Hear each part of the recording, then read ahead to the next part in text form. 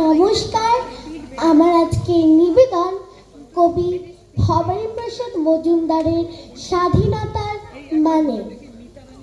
যেই ছেলেটা বস্তা কাঁধে কাগজ কুড়ায় পাড়ায় পাড়ায়, যেই ছেলেটা রোজ বাজারে মুরগি কাটে পালক ছাড়ায়, যেই ছেলেটা রেস্তোরাঁতে ধুচ্ছে থালা গ্লাস বাটি, যেই ছেলেরা সারা জীবন খায় লাথি কিল চড় চাটি, ওদের কাছে প্রশ্ন করো, ওরা কি কেউ সত্যি জানে স্বাধীনতা কাকে বলে, স্বাধীনতার সঠিক মানে?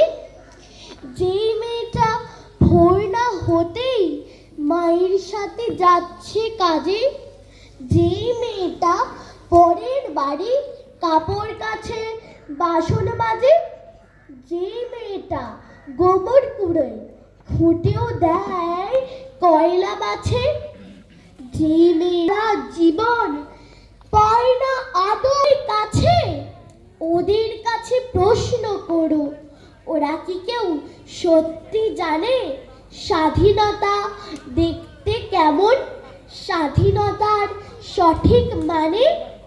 যেই ছেলেটা রাস্তাঘাটে করছে পালিশ পরের জুতো, যেই ছেলেটা ট্রেনে হকার খাচ্ছে রোজ লোকের গুঁতো, লজেন্স খাওয়ার বয়স যাদের করছে তারাই লজেন্স ফেরি, যাদের মুখে সূর্য ওঠার গোলাপ ফোটার অনেক দেরি, ওদের কাছে প্রশ্ন করো, ওরা কি কেউ সত্যি জানে স্বাধীনতা জিনিসটা কি, স্বাধীনতার সঠিক মানে?